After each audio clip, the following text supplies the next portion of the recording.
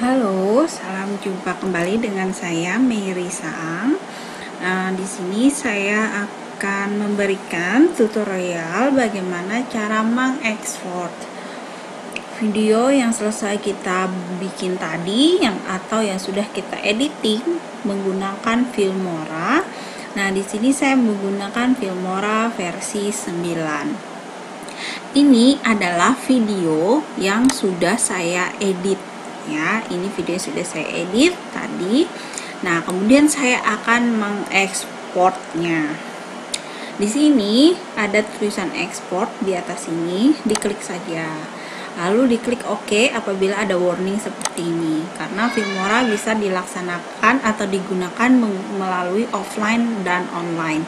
Nah, di sini ada format video yang kita inginkan bisa dipilih sesuai dengan keperluan dan kebutuhan kita. Di sini saya menggunakan format MP4.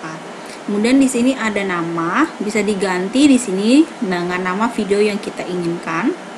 Yang kemudian di sini ada resolusi.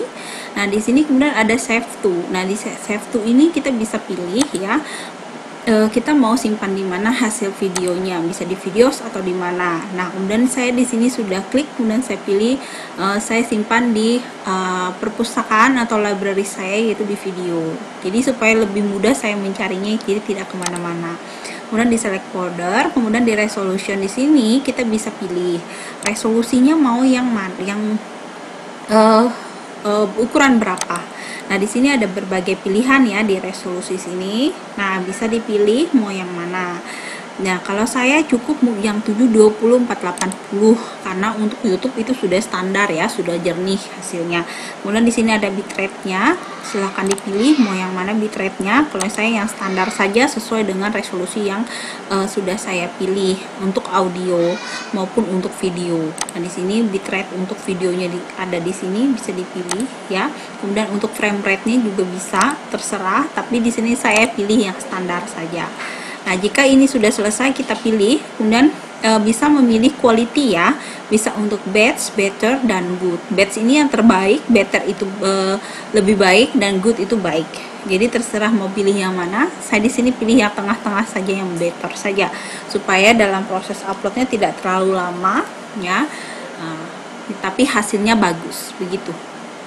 Kemudian saya klik OK saja di sini. Lalu di sini ada export, langsung saja diklik ekspor. Nah, inilah hasilnya. Salam jumpa kembali bersama Ibu Mirisa di pelajaran Pendidikan Agama Kristen dan Budi Pekerti. Ibu Mei akan selalu mengingatkan untuk kalian supaya selalu membawa dan mengenakan masker setiap kalian keluar dari rumah atau kalian sedang berada di kerumunan banyak orang. Dan jangan lupa selalu bawa hand sanitizer bersama kalian. Selain itu, kalian pun wajib selalu mencuci tangan dengan sabun dan air yang mengalir di waktu yang berkala, 1 jam setiap kali. Dan apabila kalian tidak menemukan tempat cuci tangan, boleh kalian menggunakan hand sanitizer. Dan selalu jaga jarak aman 1 hingga 2 meter apabila kalian sedang berada di kerumunan atau di tempat yang banyak orang. Selalu jaga jarak ya. Baiklah, sebelum kita mulai pembelajaran kita, mari kita berdoa terlebih dahulu.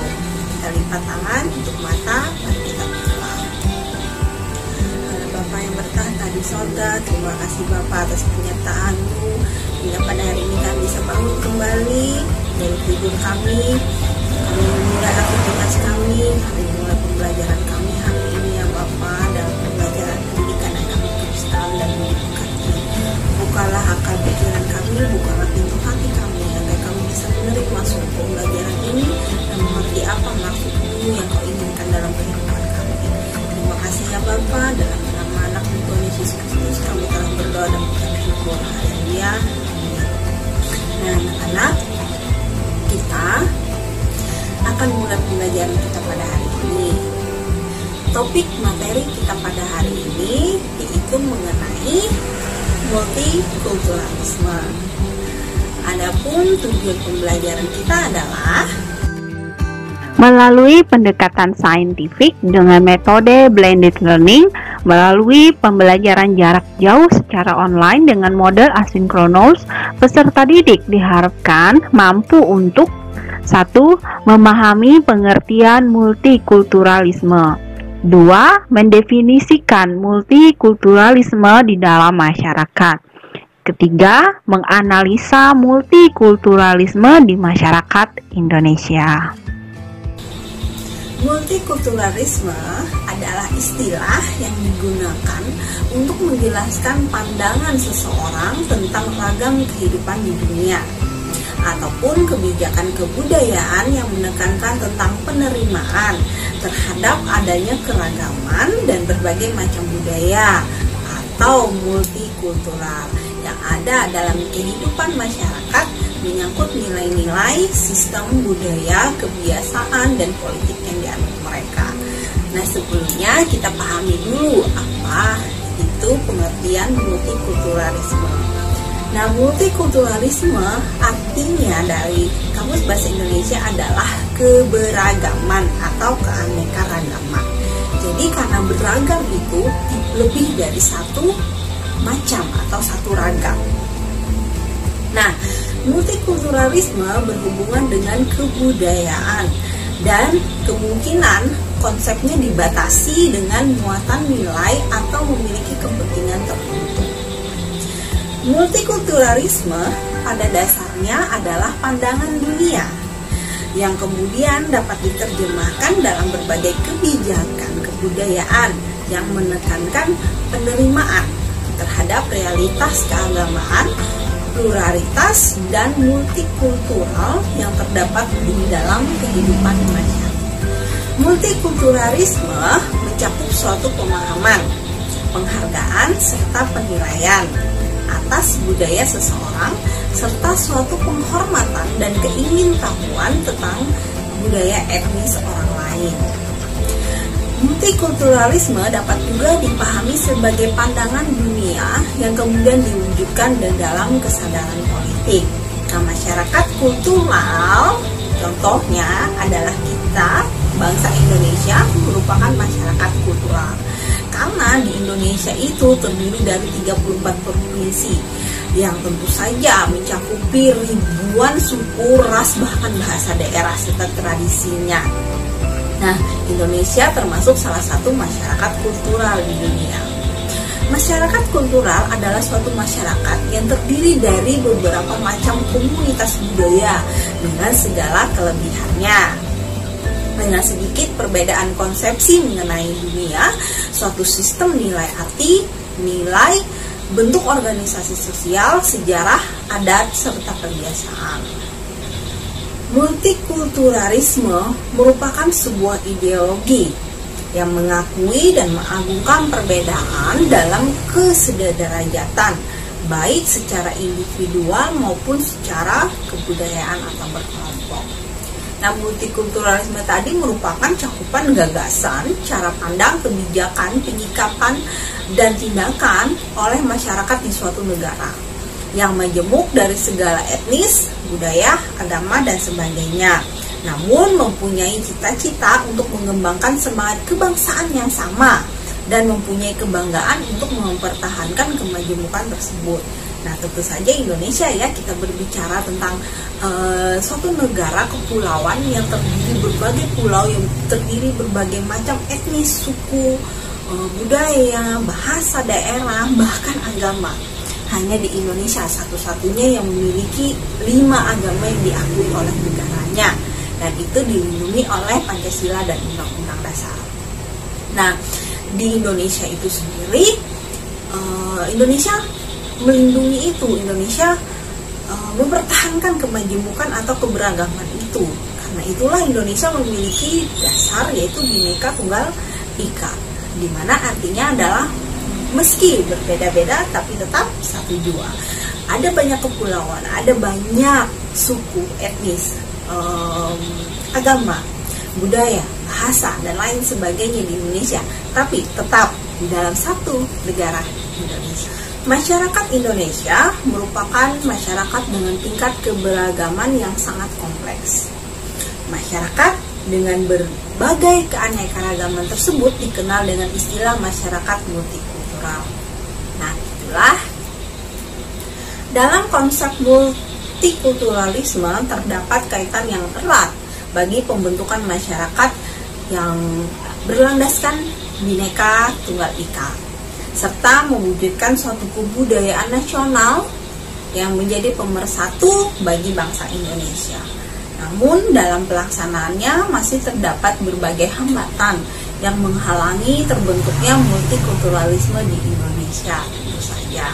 Nah, multikultural dapat terjadi di Indonesia karena ada 3 hal. Yang pertama adalah letak geografis Indonesia, yaitu tadi Indonesia adalah negara kepulauan. Yang kedua, perkawinan campur. Dan yang ketiga adalah iklim. Nah, karena itu tadi multikulturalisme adalah istilah yang digunakan untuk menggambarkan pandangan seseorang tentang berbagai kehidupan di bumi. Pada hakikatnya, konsep masyarakat multikultural adalah masyarakat yang mempunyai banyak suku, bangsa, dan budaya dengan beragam adat istiadat. Dalam kerangka hidup bersama, berdampingan satu sama lain yang sederajat dan saling berinteraksi dalam suatu tatanan kesatuan sosial dan politik. Sayang sekali di Indonesia banyak sekali berita yang menampilkan atau menayangkan kasus-kasus mengenai isu SARA. Bahkan tidak jarang kita temui jika penyebaran isu-isu tersebut juga terdapat di sosial media, dan di mana banyak anak muda seusia pelajar yang menggunakannya.